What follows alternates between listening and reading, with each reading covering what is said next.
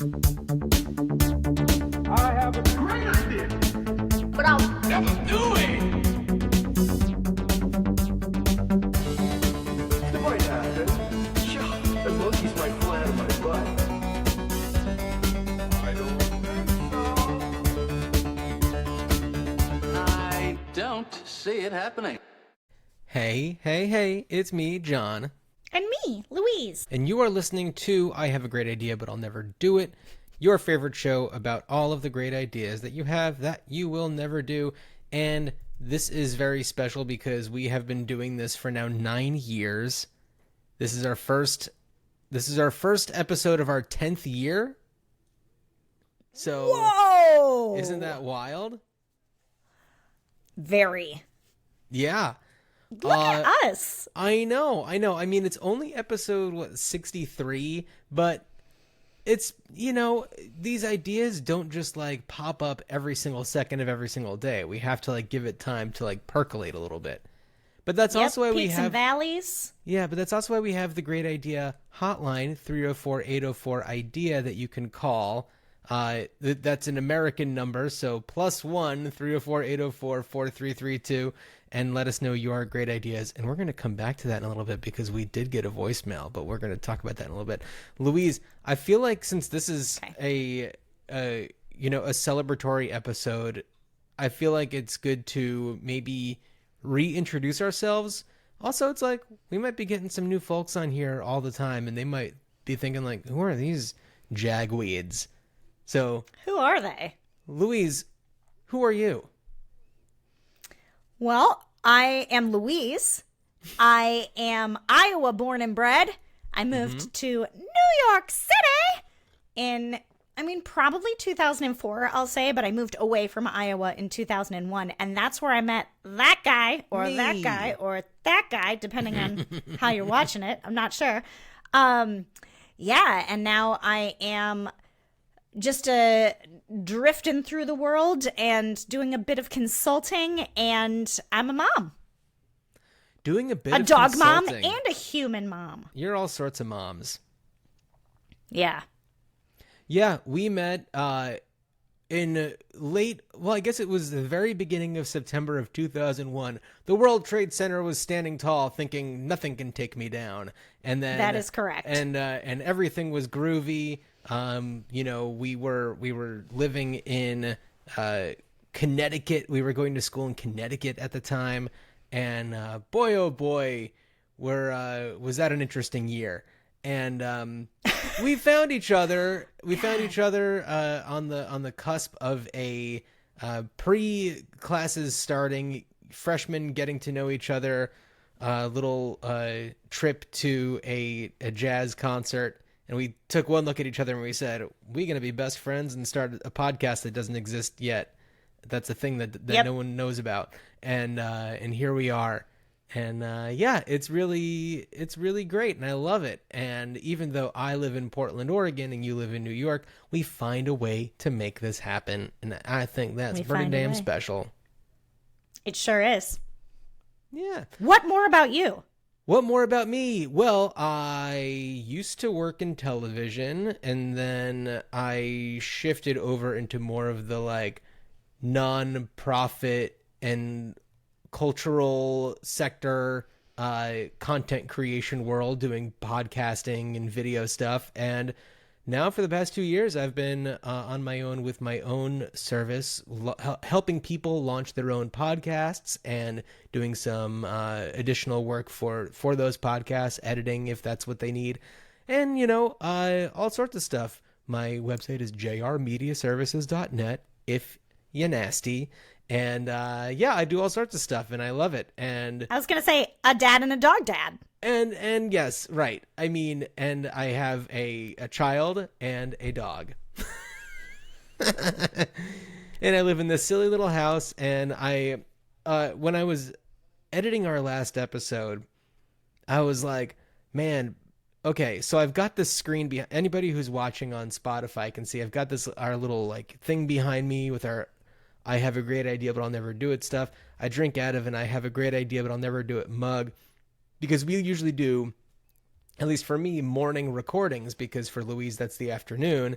and it's what works at best. But I love doing morning recordings because I'm all jacked up on caffeine, and I'm fresh. I haven't gone in an entire day trying to make coherent thoughts, and then at the end of the day, I have to be like, "Oh, right. What was that idea that I had? Maybe a potato was in. I don't know." But anyway, I love doing these morning recordings. It's so much fun. And on this podcast, I feel like the homework that we have to do is so much fun. And when a great idea comes up, it's like I can't wait to get into my little notes app list and add things to it. It's fun. This is so much fun. I love doing it. I like doing it too. Yeah. The homework is minimal. Oh, yeah. But we get it done. Sometimes in the moment. Yeah.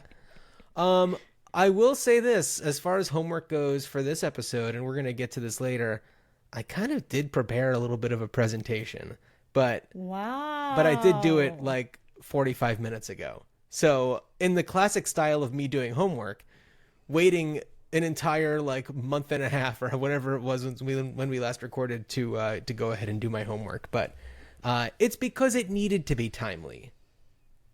Yes. That's my excuse. Life moves pretty fast. Okay, Ferris. And an idea that you would have had a month ago might not just be hitting in the same way. Well, what's also funny is I feel like I have a lot of ideas that I've had, from months and months ago that we just haven't gotten to yet.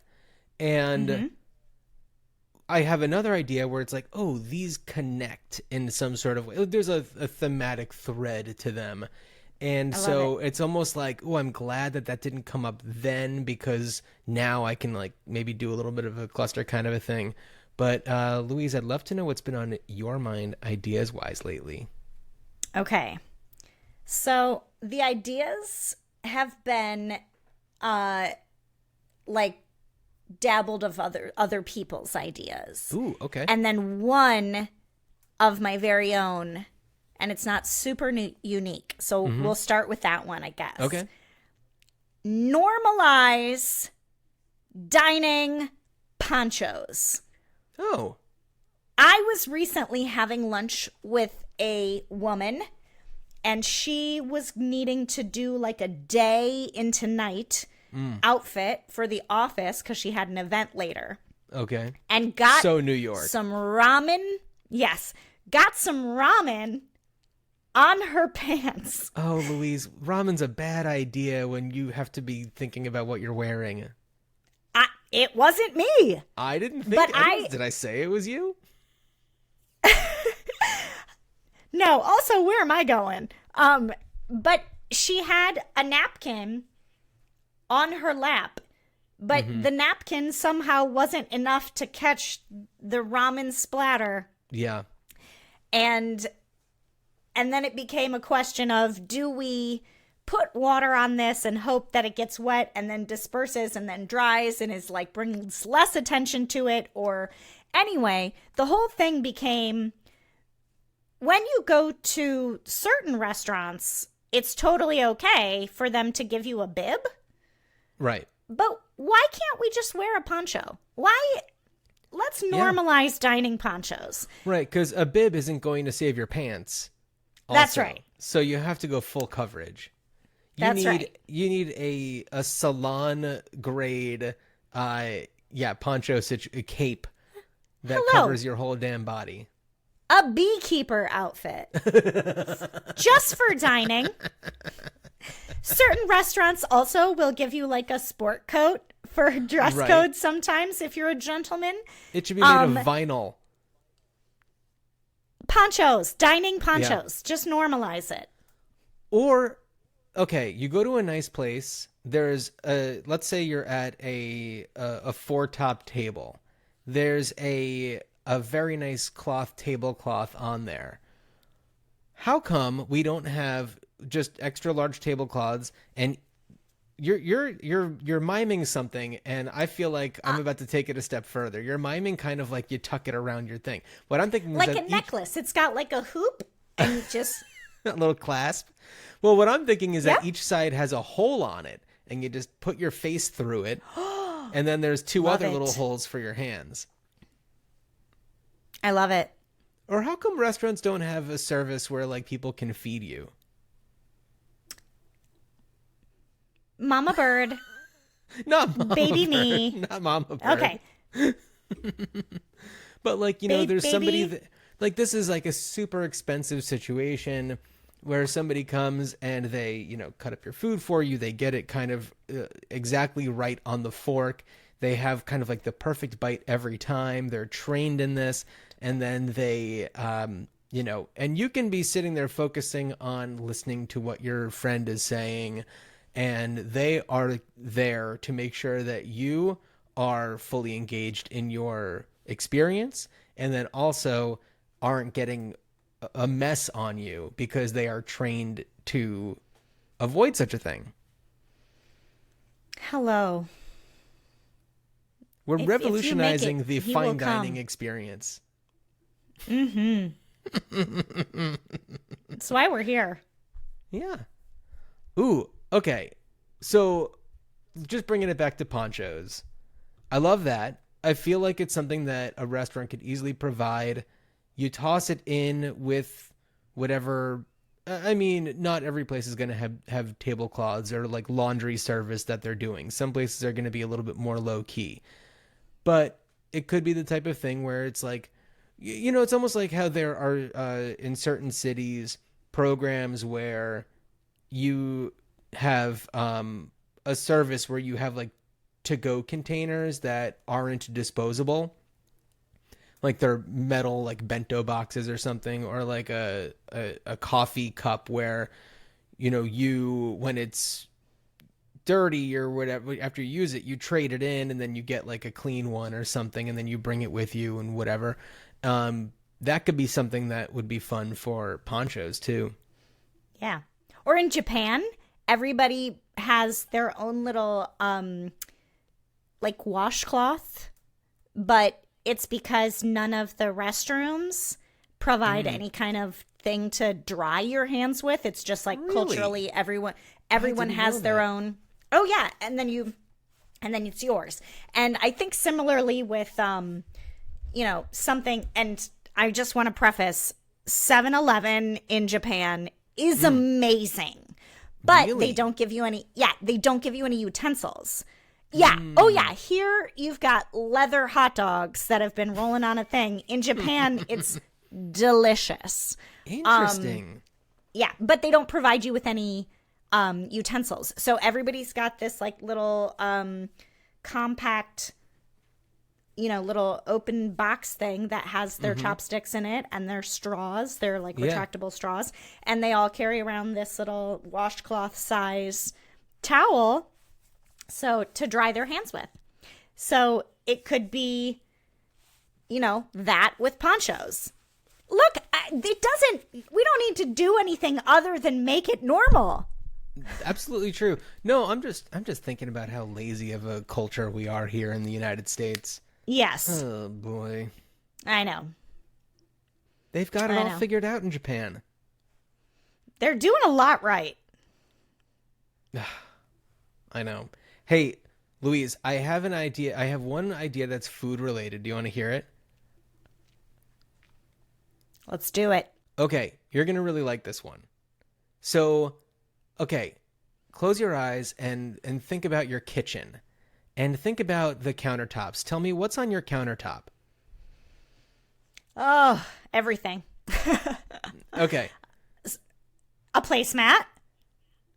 A The placemat. coffee carafe. It's for Okay. the child, but yes. Oh, you're thinking about what's on there temporarily. I'm talking about what's on there permanently. A toaster oven. Okay, glad you A said kettle. that. Go on. Okay. Okay. So I want you to think about that, and I'm gonna also Olive divert a little oil. bit. You've got olive oil on there always. many, many, many episodes ago, you also challenged me to come up with an idea about refrigerators. I've got a new one, and it is so specific, and it is a countertop, like toaster oven sized device that mimics the experience of a grocery store produce department. Because how many times do you say, ooh, I'm going to pick up some carrots and I'm going to do something with some carrots. And then the next day you get them out of the fridge and they're floppy, rubbery carrots. You're looking at me. You know what I'm talking about. I do. Yeah. So what if there was a way to mimic this experience of the grocery store produce department? Because those carrots at the grocery store are always in pristine condition. They've got that mist going. They're at the right temperature. There's something, I don't know if being like having that open air situation is keeping them fresh somehow. So imagine a miniature version of that wall. And this connects to your plumbing somehow, or there's a water reservoir that you can add water to. So there's I guess, two different models that this could be. And you never have floppy carrots again. And, anything that you would find in there, lettuce, carrots, bell peppers, all sorts of those different types of things, radishes you see in there. So I think that this is something that I know I need, because I throw out so much stuff just because, like, by the time I get to it, and it might even just be a day later, it's already like, this is such a sad little vegetable. Well, I love it. At. I knew you'd love it. I love it. What I love most is that for me and my habits is that if I don't see it, it isn't there. But I absolutely don't want a refrigerator with a clear front, because presumably it would still have a door with shelves, and I still would not see what was inside because of the things in the door.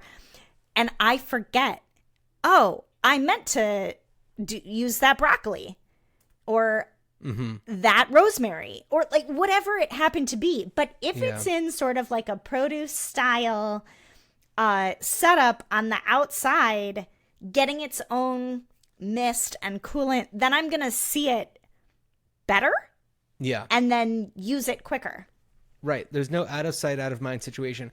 Alternatively, it doesn't need to be its own separate device. It could be a refrigerator that, instead of having a flat paneled exterior, has a kind of concave situation where there is an external component.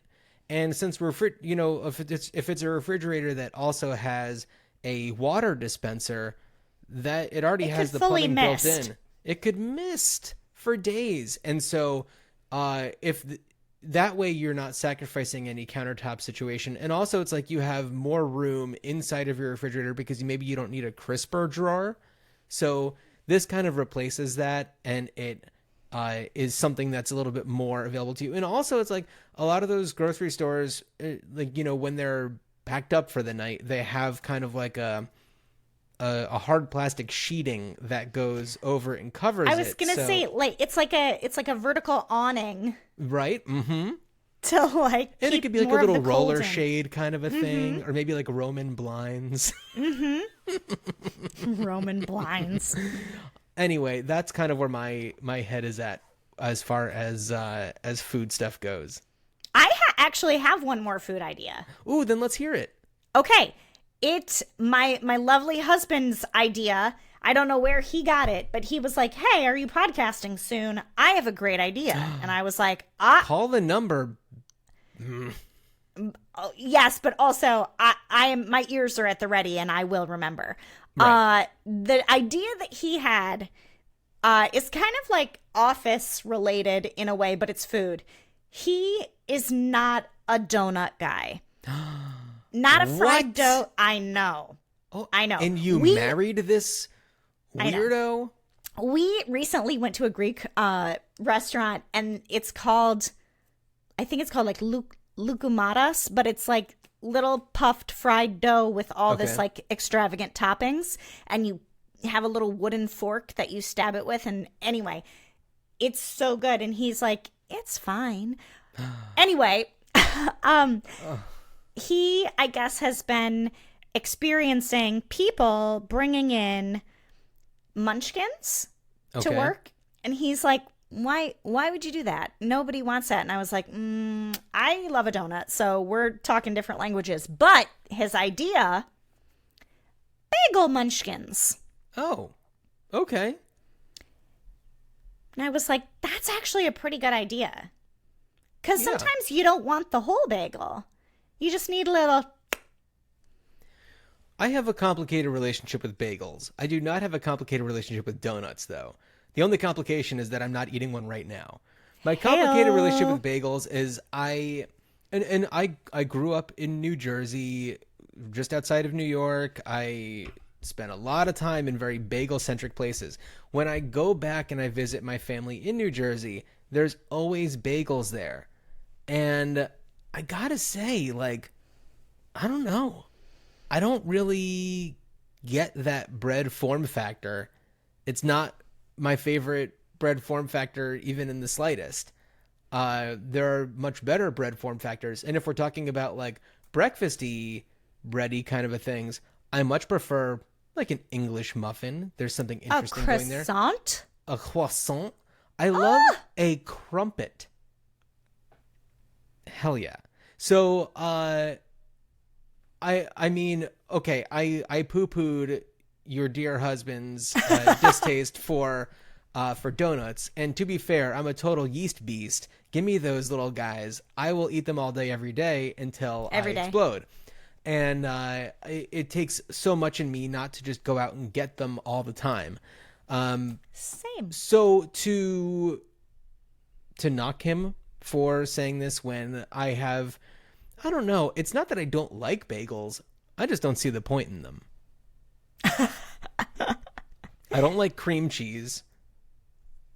So maybe, look, there's something for everybody. That's not for me. Donuts are so much for me. But yeah, okay. Also, I have to say, I live in a place where there is not a Dunkin' Donuts. This region just doesn't have them. Were there any in Iowa when you were growing up? No. Okay, so I don't know like where they really are, but a munchkin is Massachusetts. Well, that's where they originated. So I don't know if it's just like east of the Mississippi or something, but like, and I think that there are some in California now, but like, it's not a go-to for a lot of people unless you have that nostalgia. But what I'm saying is like munchkins are specific. They're branded for Dunkin'. Oh. And it's not like donut shops. They might have donut holes, but like it's not an everywhere kind of a thing. Okay. I have some questions now thinking about the bagel holes. Or whatever we want to call them. Feel free to come up with a name while I'm asking this question. But the idea of a bagel is that you cut it and you put stuff on it, and then you have like a sandwich or some sort of open-faced, situation going on. How would a bagel hole function?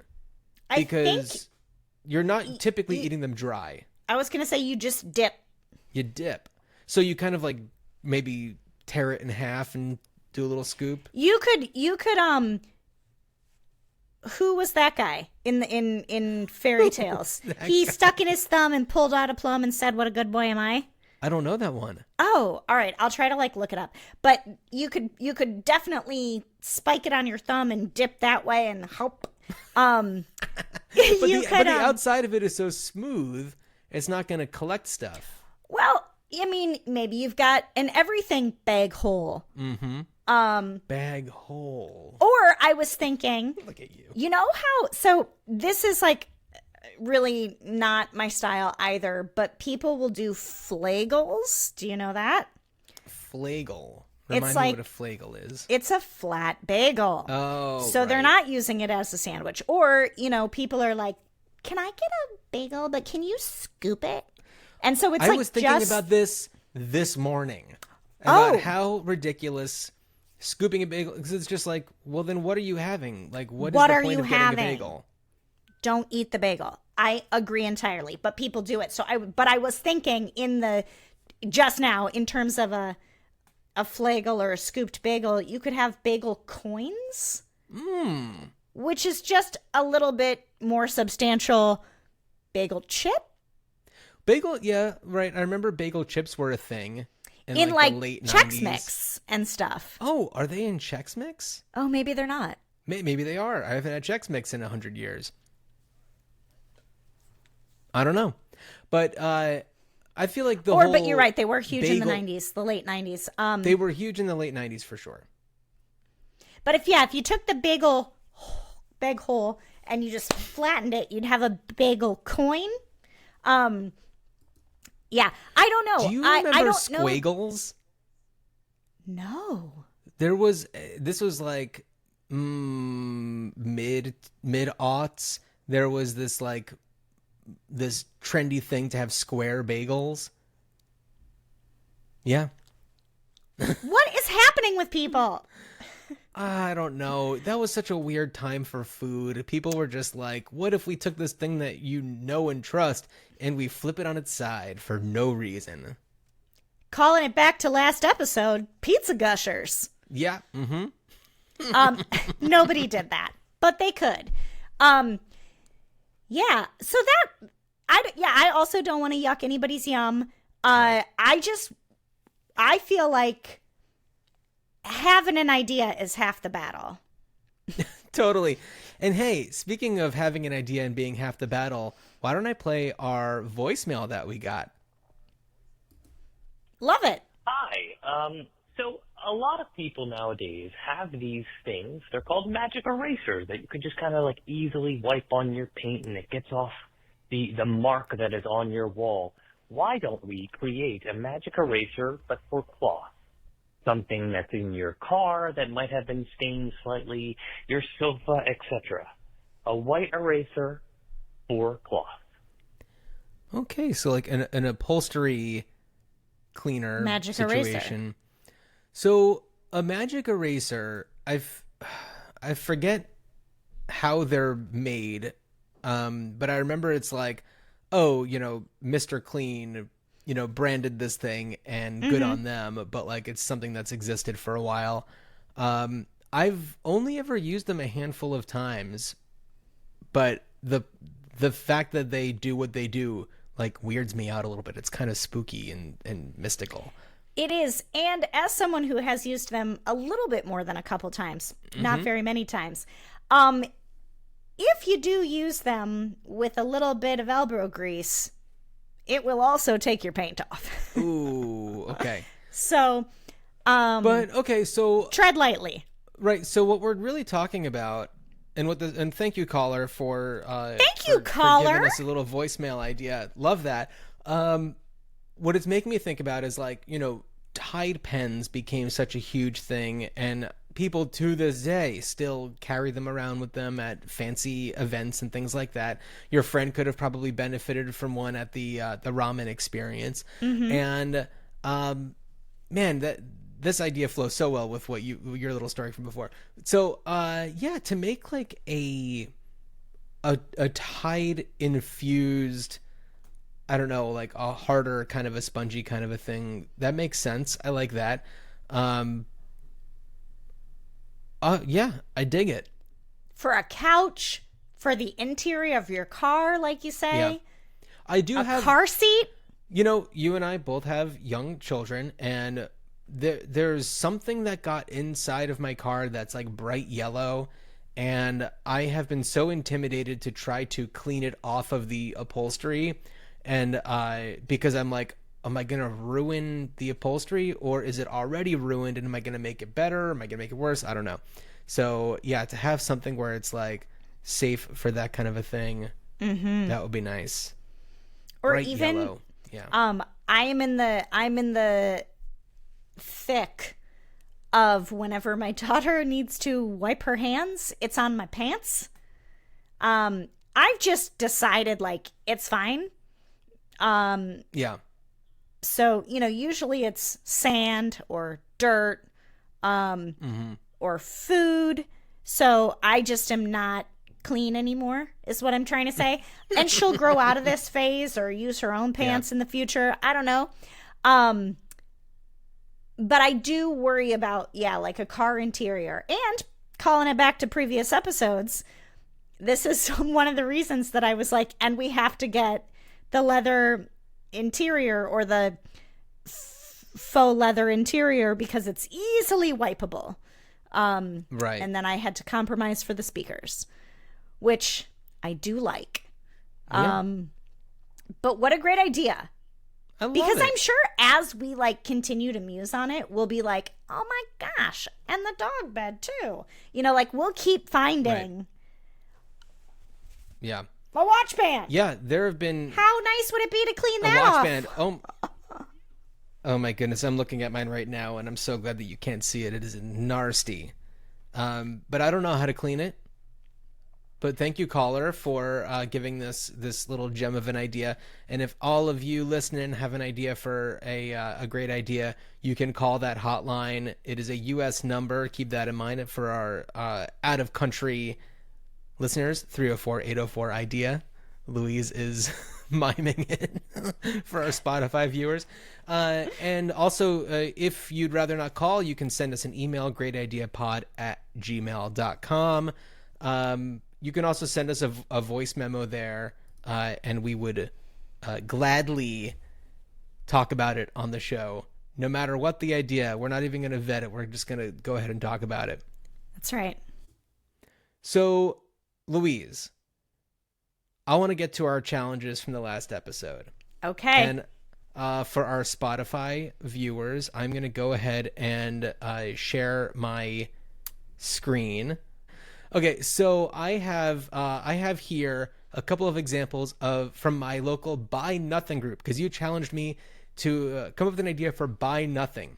And I have created this little presentation. I took some screen grabs to show what people in my local Buy Nothing group have been giving away for free. And I've put them into a few different categories.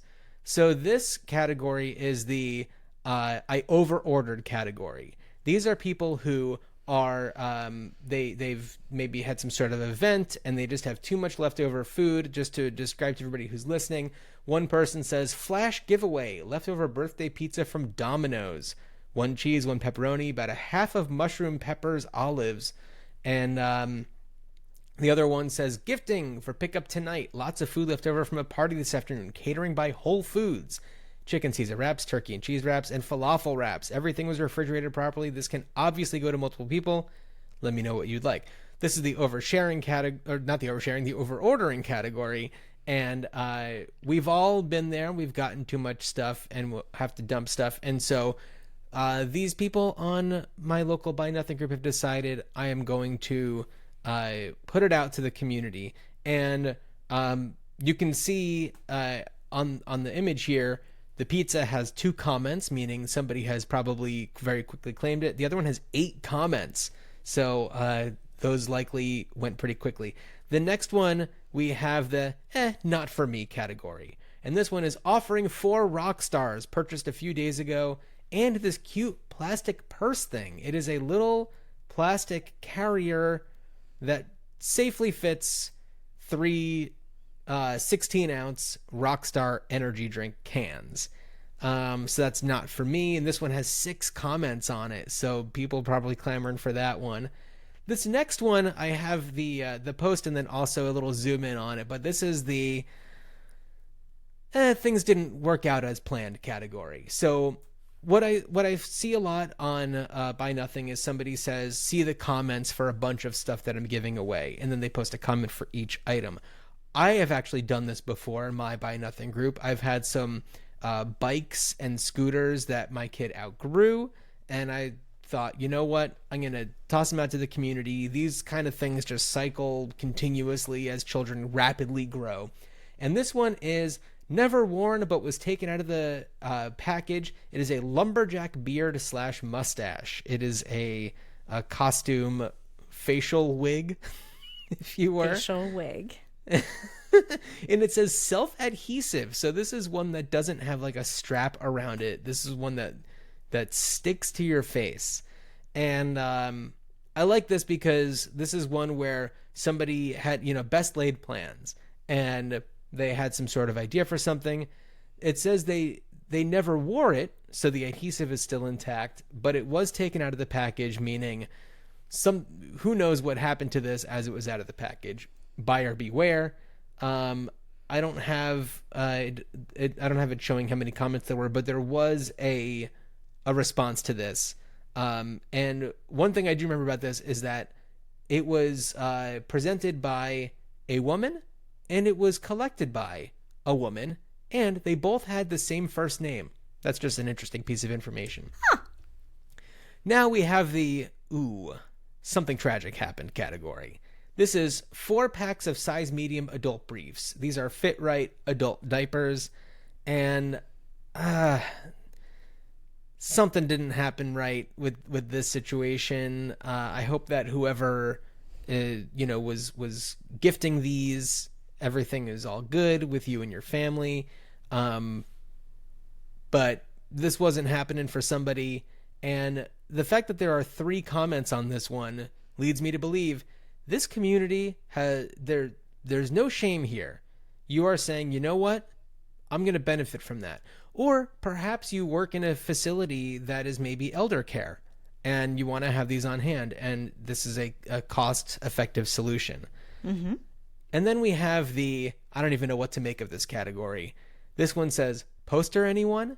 And it is a poster of Martin Luther King, Malcolm X, Nelson Mandela, and Barack Obama hanging out in Greece, I think, and drinking tea. And Obama's having a nice little laugh there. He's got his sleeves rolled up and his arms crossed. MLK's got, his casual attire on, no tie or anything. Malcolm X is not wearing a tie either, and he's kind of looking at the artist saying, like, okay, am I posing? Or is this a posing situation? Everyone else seems like really candid, but I feel like this is a posing situation. And Nelson Mandela is just like looking gazing off into the distance. Gazing into the distance. He's got a cool vest on with lots of pockets. A lovely like orangey coral shirt underneath. Some bracelets on, looking really pleased. And I think that the sentiment that I'm getting from this is that, like, I don't know, they all seem to be in a pretty good mood. They've got no agenda. They're just 4 bros hanging out. And this one, no comments on it. At the time that I took this screen grab, which was April 7th, there were no takers on this. There were a couple of thumbs ups, but no takers on the poster itself. So when you challenged me to come up with something for Buy Nothing, I was thinking, all right, what are people using this for? And what could make this a better situation for folks? So for anybody who's unfamiliar with Buy Nothing, it is a Facebook group specific situation. And you do it based on your area. I know that my neighborhood, I live in a neighborhood in Portland called Woodstock, and I am in the Woodstock South neighborhood. There is a Woodstock North neighborhood that is a totally different part. And it's like, Woodstock isn't huge, but there are enough people in the Buy Nothing community to warrant that we split the neighborhood in half. Interesting. And so I feel like there's a better way of doing this. And yes, there are free sections on Nextdoor, which is its own weird hellscape. But I feel like we've got to take this off of Facebook and have Buy Nothing be its own thing. I think that Buy Nothing needs to separate from the meta community, and it needs to branch off and just become its own app, website, platform. You go on there because that's what you're doing. It is just for free stuff. I know that there are other things that are similar, but Buy Nothing has such a strong brand. Yeah. Yeah. So what I'm pitching here isn't super specific, but it needs its own thing. And there are limitations of the Facebook group where you don't have categorization of the free items. So perhaps you go on there and you want to find, you're just like scrambling to like feed a lot of people. You go into the I over-ordered category. And once that stuff is gone, instead of somebody changing the thing to say like gifted, it just removes it once everybody's gotten what they need. Love Are it. you a member of your Buy Nothing group? I am, but I am so rarely on it that I shouldn't even like be active because I've just like the sheer I signed up when we moved to the burbs. Makes sense. A lot of things in my area I found to be much weirder. Really? This is just a sampling of like the past few weeks, really. Yeah. Sure. I also have a friend who lives maybe 2 or 3 miles away in her group, and she's a monster. Like, she gets Monster Energy everything drink? Does she need 4 of them? for free. No. No, like, but everything. It's like, oh, that Pack and Play in my Buy Nothing group. That, like, Tricycle in my Buy Nothing group. That, a Pack and Play is wardrobe? an awesome Buy Nothing find. Yeah. Yeah. Like that, wardrobe for the next season for my child, Buy Nothing. And it was like, wow. You're a monster. Like, like in like the fiercest, like Lady Gaga type description. You have to be on Facebook all of the time, though. Yeah. Like a Buy Nothing vulture, waiting for the stuff to drop. It's also like the algorithm is just, to me, not good enough. Like, Facebook Marketplace, I know people, different than Buy Nothing, but like they have like incredible success with like things that they want to sell or buy. Yeah. I have never. It's like, I thought I said for this area, now it's sending me 4 hours into Pennsylvania. Right. Like, what is this? Like, I can't, I don't have the time or the patience or the energy to like figure out what I'm doing wrong. But I just have never had success with it. And I don't know, to me, when I want something bad enough, I'm just going to go get it. I hear you. I've had some pretty good success with Facebook Marketplace. The desk that I'm using right now was a Facebook Marketplace find. I was in a situation, I guess about a year ago, maybe, at my girlfriend's place. Her bathroom like vanity broke and was like, the mirror came off of the thing. It was this old wooden one. It was junky, probably like a Home Depot kind of a, bottom of the shelf kind of a thing. And it was like, okay, now it's time to get a new one. Here are the parameters that we have. And we like went to hardware stores and all the places to try to find something that wasn't super expensive, that looked kind of nice.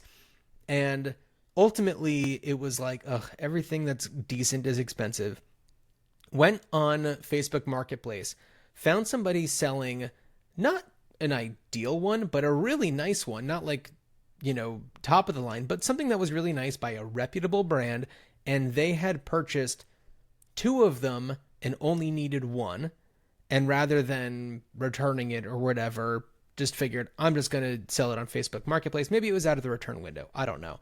And the person was like less than a mile away, and they posted it, and like right before we looked and found it. And the time from when they posted it to us getting it was maybe 45 minutes. And the person who's selling it was just like, wow, that was the fastest, easiest situation I've ever had with this. And it's just like, right? When it works, it really works. But yeah, I feel like sometimes if you're searching for something too specific, it's going to be like, and there's nothing near you. And I always am. I was looking for, it's, not that big of a deal. And I guess the punchline is we didn't end up getting it, but the children have these little like plastic, wavy coaster type kind of things. And we had gone to a barbecue where there was one. And I think she maybe had one at daycare. And I went to look at like how much they were on like Amazon or Target or something at the time. And it was like, this thing is $400. And I was like, I'm sorry, what? Yeah. And so I was like, okay, Facebook Marketplace. And it was like, here's one 4 hours into Pennsylvania. And I was like, no. Right. I mean, I want it, but like not to drive there. And so I was like, maybe I have to click like in my area instead of like what I'm looking for. And I just could not make the algorithm people weren't selling them work for me. Yeah. I guess. Anywho. Yeah. Well, also it should be its own thing. And there should be something where it's like alerts that lets you know, like if you put in something where it's just like, look, I know that this particular thing, it's always going to have this word in the description. That is a pretty unique thing. Whenever that shows up, it'll send me a notification. Also, I feel like there should be a function where it's kind of tracking what's going on. And so if you're somebody who is maybe you've gotten like your friend who's a monster when it comes to buy nothing, like if they've gotten 20 things in the past month, that should like set off a thing that says just like, okay, you're a little too intense. Or it's like, maybe there's a way to kind of limit the way that people, because not everybody has the time to be that aggressive and get all these things. But it's also just like, if you're getting that many things from this group, we want to make sure that everything's okay with you.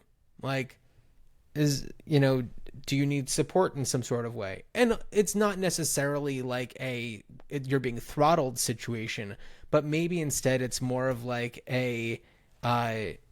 just a check-in kind of a thing that gives them the idea that it's just like, oh, maybe I am a little too intense about this and I need to dial it back.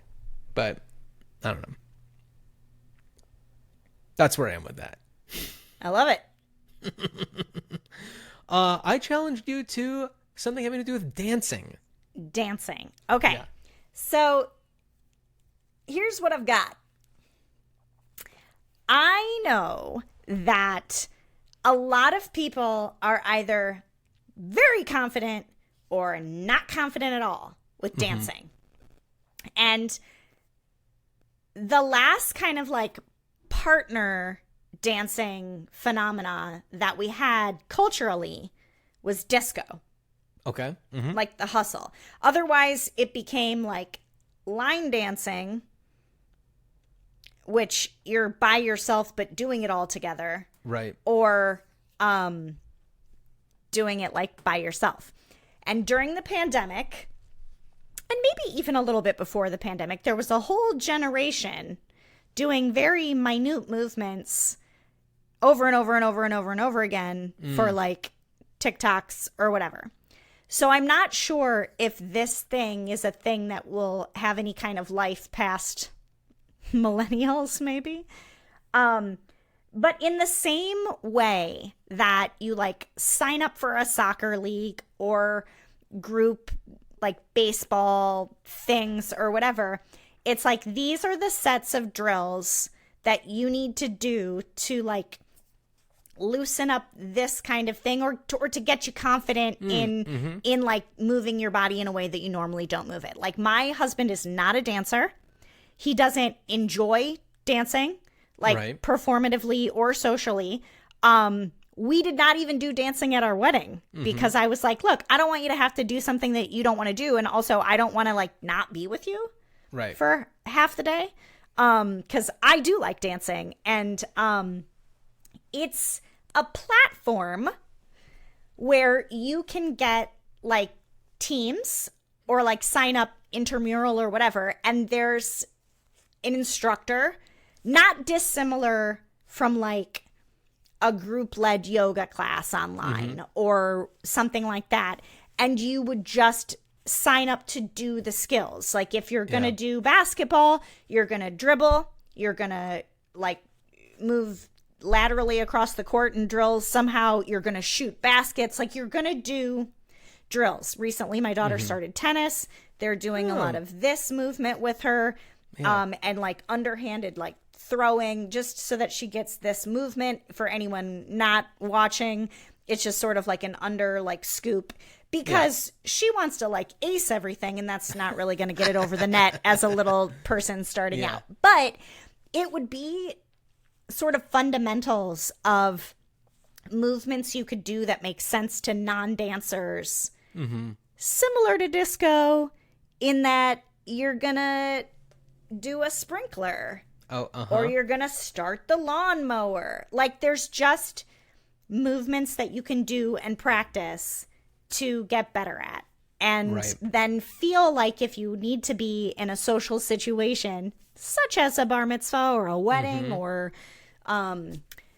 someone's rager of a funeral, I don't know what's happening in your life, that you feel like you can participate confidently because you've been able to like do the drills and steps to do it.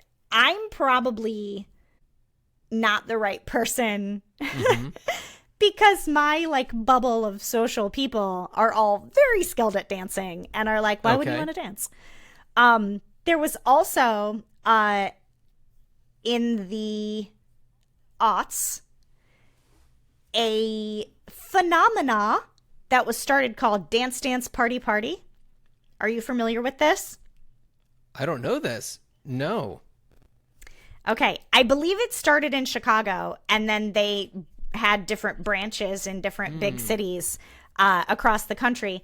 But Dance Dance Party Party was a like rave in the daytime. I think early afternoonish. You could do it at night too, where females could just put on great music and dance together without being hit on or harassed in the same way that you might be in a club.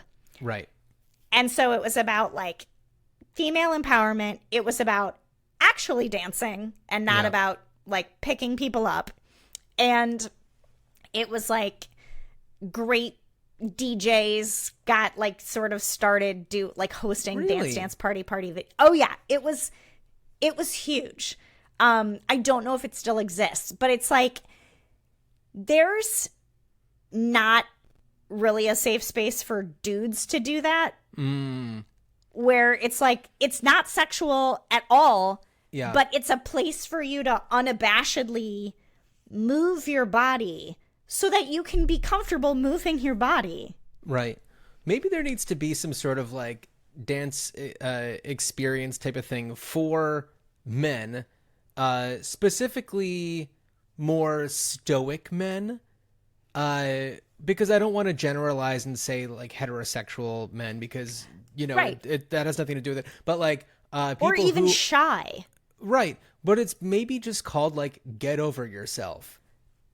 And it's a way for like men to have a shared experience where they move a little bit and their inhibitions are lowered because everybody's doing it.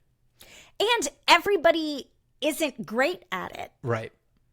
And I feel like with disco, let's say, there were moves. Right. And now it's a lot of like jumping and pumping. I know. Ugh. And it would be so cool for some moves. And not just like, I'm not obviously up on the most recent cultural phenoms, but when I was growing up, the butterfly was a dance move that... I don't know if I know that. Or if I do, I don't know it by that name. Oh, okay. Yeah. With your knees? Right. Yeah. I know that there's the nene, but that could even be 20 years old at this point. You know, like, Yeah. I don't even know because I have no concept of time. But, yeah, just dancing a safe space for Right. all involved. And then, like, if we sort of methodize it in a way like an athletic discipline. Mm-hmm.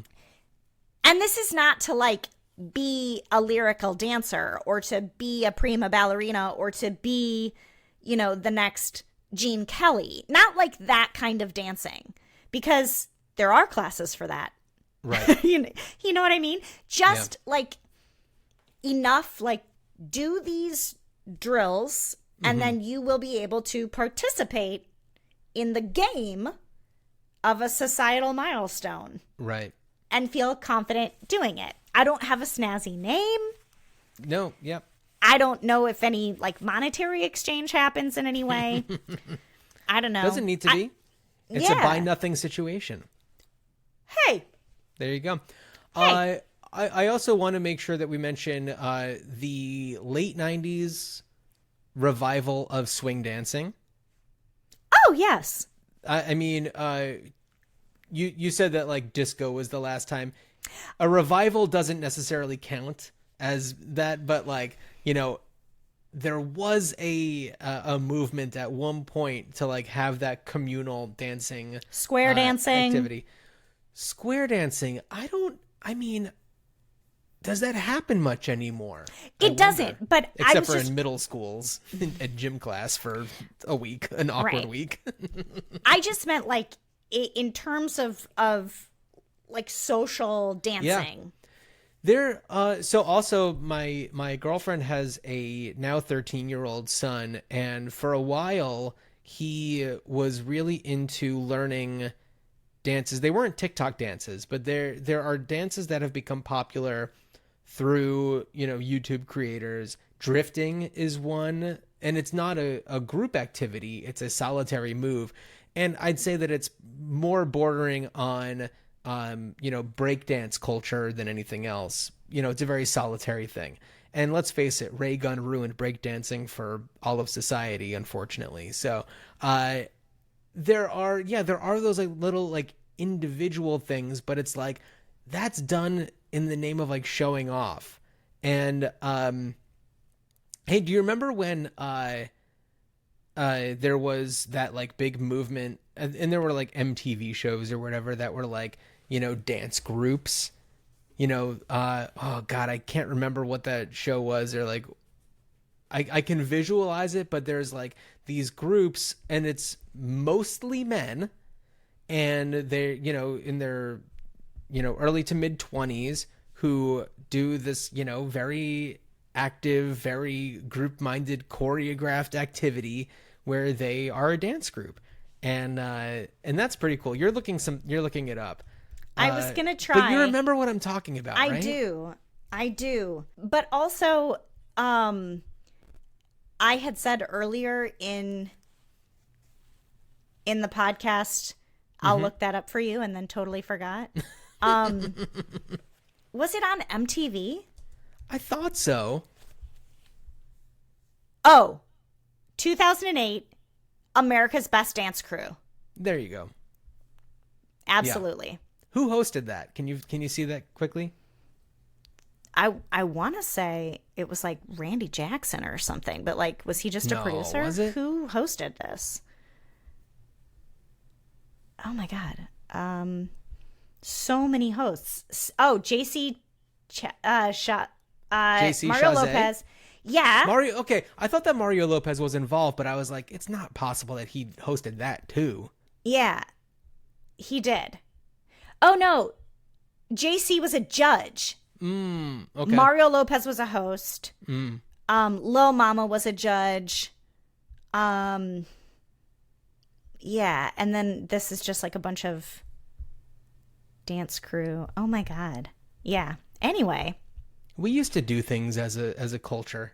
We don't do anything anymore. Or, like, it's all these, like, somehow too it's, like, individual now, you're clouded right. with, There like, needs to be other these stuff. more, like, 'Cause- group or couple activities. Or, like, one might argue, like, Dancing with the Stars is that. And I'm like, But they're stars. But they're stars. It's different. And also it's, ballroom and, hip hop, and there are certain like dance structures that they fall into. Right. Yeah. Well, anybody who's listening or watching on Spotify, make sure that if you aren't already, subscribe to the show, leave us a comment on Spotify. They just introduced comment threads, so start a discussion with everybody. Leave us a review on Apple Podcasts or wherever you like to do that, rate and review, etc., etc. Email us, greatideapod@gmail.com. Call us 304-804-IDEA. That is 1-304-804-4332. Louise, thanks for hanging out with me. Thanks for hanging out with me. Don't see it happening.